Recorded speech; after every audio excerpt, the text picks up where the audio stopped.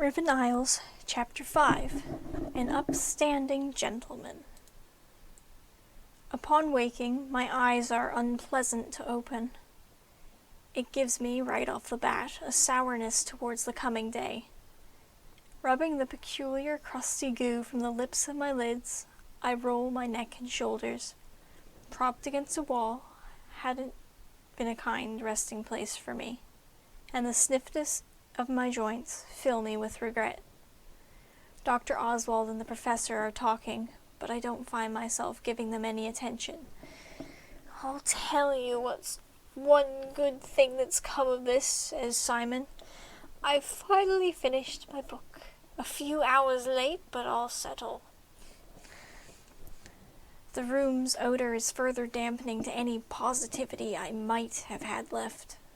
A great deal of the reek can be credited to a peaky-looking Simon, who, despite the drink spilled upon him, had not removed his jacket nor his vest. In the night, his sweat had mingled with the stains. I'm grateful to be cleaner than he. I'm smug, too, but he'll never know. Of us three, the doctor is in the best shape. He isn't sweating, despite the humidity in the den. He irritably smokes his pipe. They're discussing their distaste for the captain, for the fish people. The smoke doesn't smell too nice either, and the fish people are another matter entirely. I sit up and wrinkled my offended nose. The men notice me and spare me their attention. "Good morning, Walter," greets the good doctor. Simon adjusts his glasses and glances away. Miserable he is. I can see it. His nose is red, and his eyes are puffy, and they aren't unfocused exactly, but they aren't as sharp as they had been. He pulls his droopy bow tie loose. "Good morning, doctor," I return, though my enthusiasm is lacking. "Hi, Simon." "Woods," grumbles Simon. "Mr. or Professor Woods." "Good morning, Walter." "Avery," mimic I. "Master or Mr. Avery." Simon sneers, but it is half-hearted. He rises from the table, a thick wooden hunk, to one side of the main chamber, and fights to peel off his jacket. The article clings and his limbs flail fitfully with frustration. The doctor sighs and shakes his head. He rises to assist his companion and folds the tweed jacket over his arm. He drapes it over the back of Simon's chair. "I'd recommend you take the vest off, too. The fumes are getting to you. Walter, can you see that? It's plain as a painting." "I can see it." I nod. I press my hands to my knees and push myself to stand. "Plain as a painting." "Plain as a painting," Simon sourly mimics. He waves the doctor away and brushes the sweat from his brow.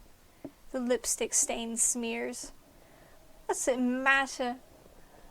There's no chance of fresh air until that rum-pot ape gets up and agrees to work with us." The doctor puffs on his pipe. He ushers Simon to sit down again. "Relax, my man." He smiles at me. "Now, Walter, I've got a piece of apple crumble for you. It isn't much, but I'm afraid it is soggy and a little squished from being in my pocket. But it's all I have on me. A growing young man like yourself needs to eat." "A growing young man like myself does indeed need to eat." I extend my hands toward him. "I'll admit, I'm hungry, sir." He drops a folded paper bag into my palms. "We'll get something substantial for you as soon as we can, on my word." "Thank you, sir." He folds back into his seat and starts into another conversation with the professor. This time, a conversation that I can tell is in the attempt to raise the man's spirits. Simon is a stubborn soul. I open the paper bag and reach inside. The apple crumble is a treat, despite its condition. Its sweetness grants me some comfort, and its smell grants me some relief. It melts in my mouth and calms the rumbling in my gut.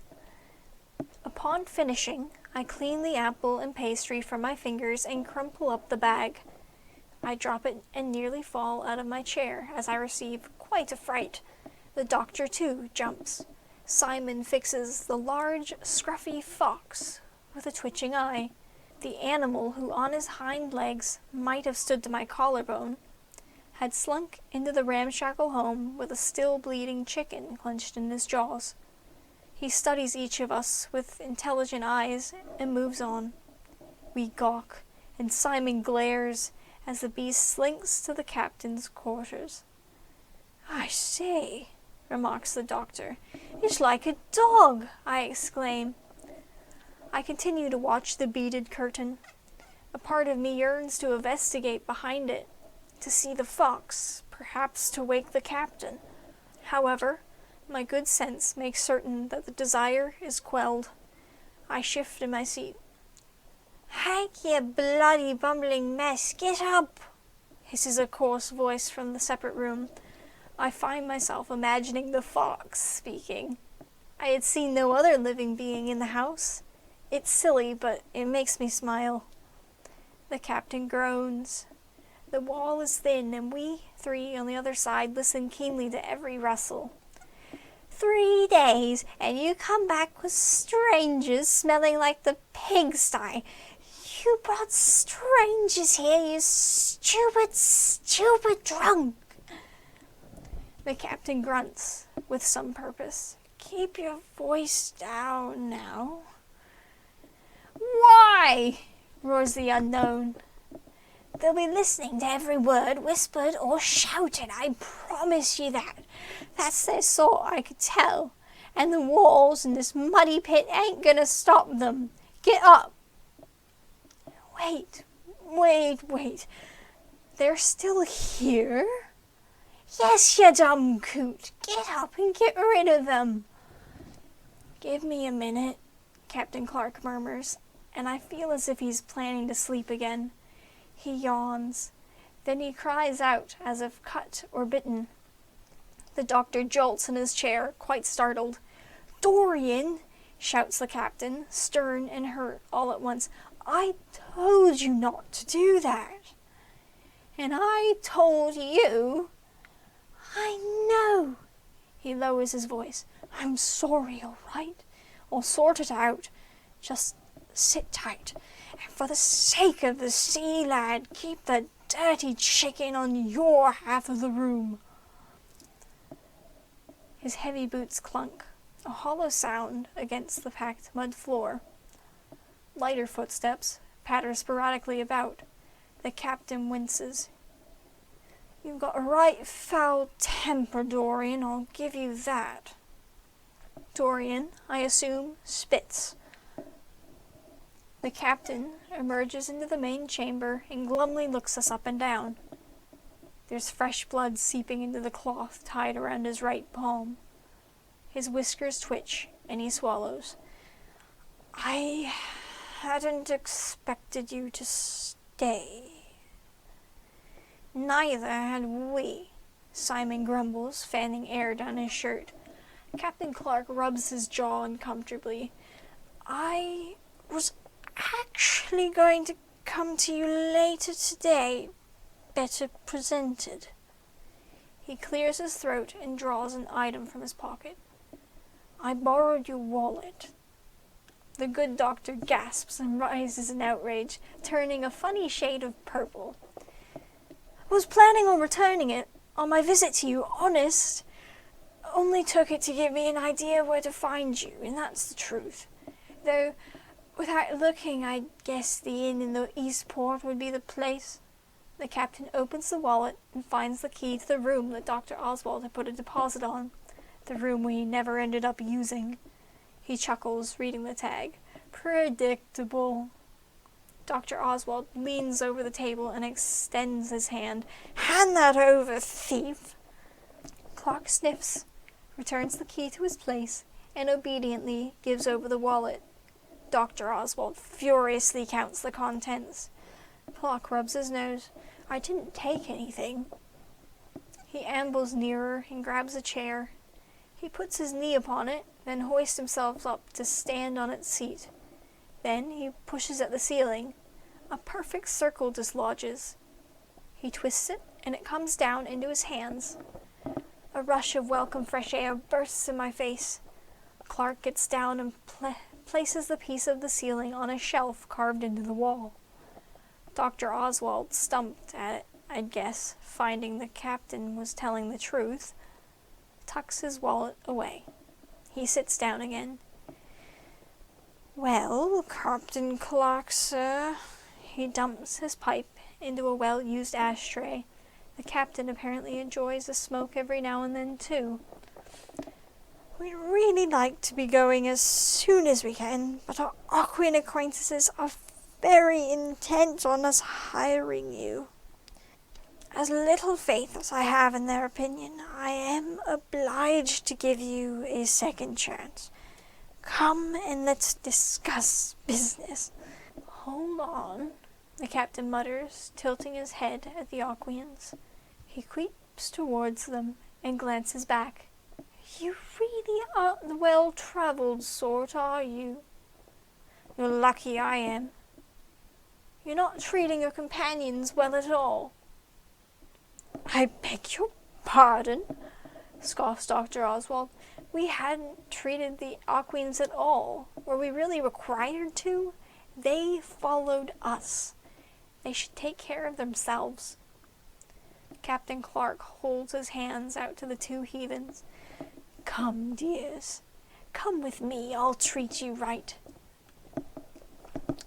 Fenchy clicks to Rootwig and cautiously takes Clark's hand. Rootwig lowers her buoy to the floor and does the same. The captain leads them past us, through the line of laundry. I can't see past the stained shirts and breeches. Some of the clothing items look too small for Clark, even too small for me. They must belong to the faceless Dorian. Running water sounds. "There you are. Hop in. Enjoy." Splashing and sloshing follows. The captain pulls a few articles from the clothesline and tosses them into a basket, giving us a clear view of a cast-iron tub. The Aquans, fully dressed, sit together in the water, eyes bright and ear-fins standing out. The fishy stink of them reduces. Before the captain returns to us, Fenchy grabs his bleeding hand. He flinches. She peels away the cloth to reveal a series of scars scattered around the fresh wound. If I were closer, I might have been able to see what had caused the damages. A knife, a rope, or a fox's teeth. I can't say for sure. Fenchy brings the spikes out on her fingertips and prods the infliction. When she withdraws her digits, the wound and the scars are gone. The doctor gasps. Simon breathes. My word! I don't make a sound. I simply stare. How marvelous! Perhaps I had been too quick to pass judgment on these creatures. And to think, the doctor knew just as little as I. A doctor unbeknownst to the healing powers of this otherworldly being. The captain smiles. He doesn't look terribly surprised. Thank you, Dove. He rubs at his palm and turns to us. You treat them well, and they treat you well. They're neutralists. No hierarchy among them. He clasps his hands behind his back. Now, what can I do for you, gentlemen? The doctor clears his throat. We need a captain to take us to sea. That I gathered. Where, for how long, for what purpose, and for what pay? Let us begin with the where. Do you have coordinates? Or otherwise longitude and latitude? Or are we to sail to another common country. The man, recovering almost admirably well from his nighttime activities, struts towards a shelf carved into the mud wall and sorts through a series of long scrolls and papers. Longitude roughly 25, latitude roughly 71. The captain swivels as if driven by a whip, his eyes wide and searching quiver upon the doctor first, then upon the beaded curtain to his quarters. He hugs a long roll of paper to his chest. Are you sure? Simon and I both study the doctor for his response to the captain's sudden excitement. Dr. Oswald merely lowers his brows in calculation. I believe it's called the Giant's Ring. The captain takes the distance to us in 2 purposeful, energetic strides and throws his arms onto the table. He slides everything, including the doctor's pipe, onto the floor, stopping only to lift a half-emptied bottle of rum from Danger's path. He places it back on the table and spreads out his chart before us. The edges curl. Simon holds one aside. Captain Clark pins down the other with his bottle. He points to the Giant's Ring. This is where you want to go? As if he doubts the doctor's words. The doctor nods. Yes, it is. The captain stands straight and pounds a fist to his heart. I'm your man. He swings his arm out to one side in an enthusiastic dismissal. No other captain will take you, and you can be sure of that. Harbour Master Markey may have given you options, but I can say no man but me will take you closer than 500 meters. When all we do is stare at him and his eagerness to endear us, he continues. Why in the 9 nations would he be the only man? He makes it sound like some spectacular feat, like the ring is a great danger. I'll need a light ship, easy to maneuver but big enough to carry food and drink and guns. I'll need a solid quality jib sail and a tough rudder chain with perfect response. I will gather my own crew and organize all preparations on board. I can put up a list of things together for you to supply, including where to buy for the best prices and Captain, Dr. Oswald interrupts. The captain swallows and blinks his bloodshot eyes. Sir, why wouldn't any other captains take us closer than 500 meters? The man looks utterly baffled. He points again to the chart. Why, the depth, Doctor, the currents. Inside these rock walls it is one massive hole in the ocean, and the water around it rushes in. Any nearby ships rush along in with it. Ne'er a ship returned, they say. Never a ship returned. My eagerness to explore this place plummets with my gut. The map is very likely to be a fake. Simon mutters the very same thought aloud. A murmur about the likelihood of the scoundrel Henry Avery drawing a false chart for gullible wretches like ourselves to drink right up. The doctor is ruffled too. He shakes his head and hushes Simon and hushes me, though I had been keeping my thoughts to myself. Map? Captain Clark inquires, hungry. Henry Avery? Inside the Giant's Ring, is it a drop-off? The doctor presses, ignoring the captain. Oh, yes, sir, and a very steep one at that.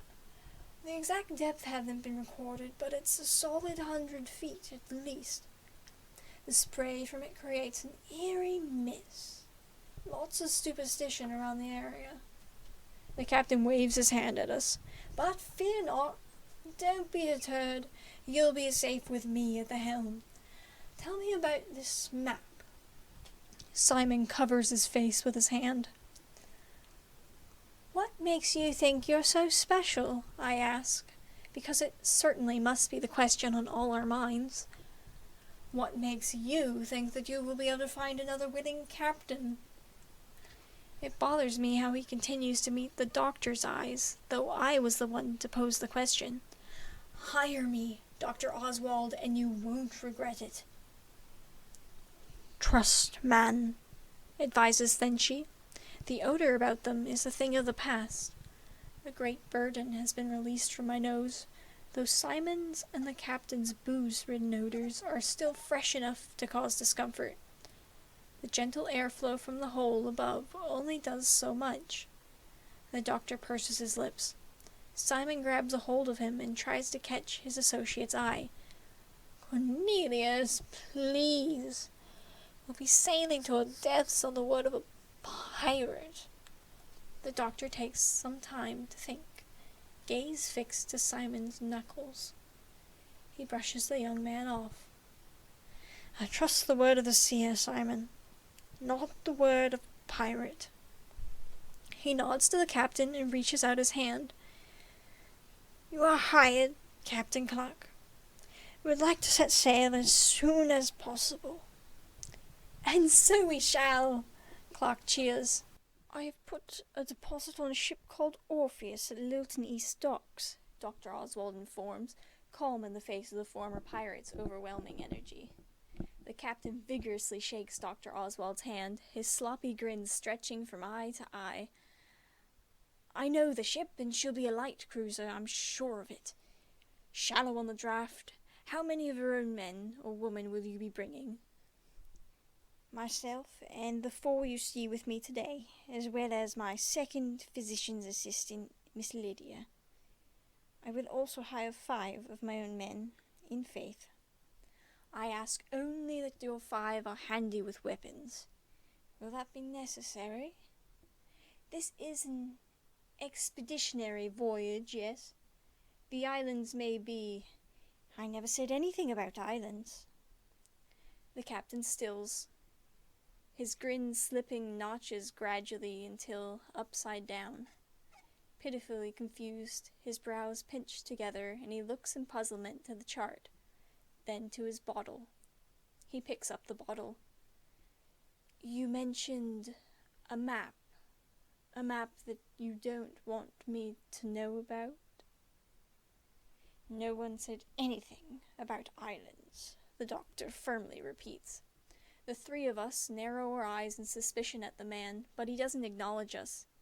He swallows a mouthful of his drink and directs a finger at Dr. Oswald. So, he rubs his forehead and prods loose long hair, escaped from his muddy pink ribbon, behind one ear. To little effect. The hair falls back. You're telling me you want to sail into one of the most dangerous locations in the entire ocean to see more water? Secret maps are usually a little more interesting than that. I almost agree, but hold my tongue with a glance to Simon and the doctor. Simon, still red-nosed and pale, has lost none of his suspicion. It lingers cold behind his spectacles, steely in his eyes. The doctor doesn't seem to have grown less suspicious either, though he drops the matter. I trust the doctor, so I keep my suspicions too. I will be keeping an eye on the captain. How soon can we sail? Dr. Oswald inquires. Captain Clark at last finds his seat. It had been below his rear the whole time, ignored. Some nerves settle within me, nerves I hadn't noticed were on edge. I suppose him standing over us, moving across the table, waving his arms, had made me quietly anxious. He plops his drink back onto the curling corner of the chart. I can gather a crew and have a ship ready to sail by, say, next Tuesday. Assuming the ship is in the right shape. 8 days. Excellent. Then on next Tuesday we shall depart. I lose interest quickly in their discussions of finances, resources, food, and so on and so forth, blah, blah, blah. I find myself studying the room, picking out the interesting things and glancing over the dull. Above the banjo, still perched in its pile of moth-bitten pillows, there is a dug-out shelf in the wall, quite the same as the one where the charts are stuffed. There's a partially transparent black curtain over the opening, and I drift towards it, leaving my stool. The men don't spare me their attentions, with even the captain apparently unaware of my movements, fully invested in explaining how to apply for expeditionary funds from a museum a few towns over. I lay my hands upon the grubby screens and hear an immediate hiss from behind the beaded curtain on my left. Startled, I search for the fox. I don't see it. "Hank! The boy's nosing about!" The captain breaks from his conversation, only to half-heartedly wave a hand. "Let him look, Dory. There's nothing to see." The mysterious Dorian doesn't speak again. I wait for a while, and eventually, sure that his interest in me is lost, I part the curtains. The glow, the color, the honor. Involuntarily, I find myself stepping back. It's marvelous. It's a whole shrine to what the captain apparently had been, though it contrasts everything that he apparently is. At the front of the shelf there's a rapier with a beautifully carved hilt. Unlike the rest of the underground hovel, it is well cared for, polished and sharp. My first desire is to touch it, to hold it, to swing it. What a beauty she is! Certain that I would be scolded for doing such, I quell my desire and flick my eyes to the beaded curtain. Dorian must be watching me. I get the feeling that he is, that strange, prickly feeling of being watched. He sounded fairly young when he spoke. I reckon he wouldn't be much older than I, perhaps a year or two by his voice, perhaps younger, noting his hung-up clothing. Behind the sword is a wig on a stand. A powdered wig different to Dr. Oswald's, but just as gentlemanly and proper and neat. I can't picture it on Captain Clark. He doesn't look clean enough. He doesn't look respectable enough. Further back are the badges. I step on the pillows to give me some height and squint at them. They aren't so loved as the rapier, smudged with filth. Still, there they are. Admirable badges of an admirable sailor of His Majesty's Royal Navy. A bottle suddenly breaks by my hip, and I trip over myself and the pillows beneath me as I stumble away in shock. A portion of my breeches are soaked. I pick a glass shard out, and, quivering, search for explanation from the three men on the table. I catch a snicker from Dorian. "That is a given, sir," Captain Clark insists. "I did say, and I said it in truth, I am very serious about my work. Alcohol won't be an issue." He turns back and checks where his dramatically hurled bottle had broken, and lands his attention on me and my wet, now uncomfortable and smelly breeches. "Sorry about that." And I'm quickly forgotten again. I scrunch up the damp material in my fists and try to wring out some of the liquid. A few drops are relieved, but nothing substantial. Most of the rum had soaked into the pillows on the floor, and the glass scattered around them. Grumbling to myself, I turn back to the shelf. It feels like hours pass as I grow less and less interested in the few possessions in the captain's hold. The bottled model ship collection had taken my interest for some time. I do attempt, a few times in fact, to listen and join in on the discussions between the older adults, but they are absorbed with themselves. I don't understand a lot of it, which makes me feel a great deal embarrassed. All this about finances and taxes and, I don't think I know a thing about taxes, but they do seem to be so bloody important to everyone else. Simon mostly backs up and offers advice to the doctor, leaving Oswald to do most of the negotiations and decision-making. The captain is very knowledgeable, and he is, for the most part, able to tell us, or recommend us, anyways, for Simon claims that to shop in Nilton West is to buy into the black market. Tells us where to shop, What weapons to buy, what food to buy, how much of everything to buy. By the end of it all, I feel quite pleased with Captain Clark, and by the confidence in his expression, I sense that the doctor does too. Simon has his bones to pick with everyone, I think. He doesn't like me, and I haven't done anything wrong. I'm not surprised that he remains skeptical. My stomach is rumbling when we all rise and shake hands with our new captain. The bemusement in his eyes and cheeks at shaking my hand is insulting. I know the look well. It's the face that grown men make when they're humoring children. I can feel the red in my cheeks. I'm 16, I say, holding his hand right where it is. Well done, he says, escaping my grip. I'm not much younger than Simon, I insist. Mr. or Professor Woods, Simon irritably corrects. I'm not much younger than Dr. Oswald, but does that make me a senior? Captain Clark asks. He pauses for thought, taps his finger to his whiskery chin, and gasps. No. I grit my teeth. My opinion of the man shrivels to dust as I am utterly ridiculed. I don't give him the satisfaction of argument, turning up my nose. Beg your pardon? Dr. Oswald grumbles, straightening his back. He dusts off his pipe, retrieved from the mess on the floor. The captain folds his arms behind his back and nods towards the exit. The fish people clamber out of the iron tub to join us, dripping and odor-free. Now, gentlemen, says the captain, it would be best if you didn't speak of this place. Not the place on the map, and not the place where you stand now. It is, after all, a hiding place, and hiding places don't work so well when they are known. As for your map, don't breathe a word of it to anyone. Bring it directly to me on board when we meet again in a week's time, and after I have a look, we'll lock it away. People kill for those sorts of things.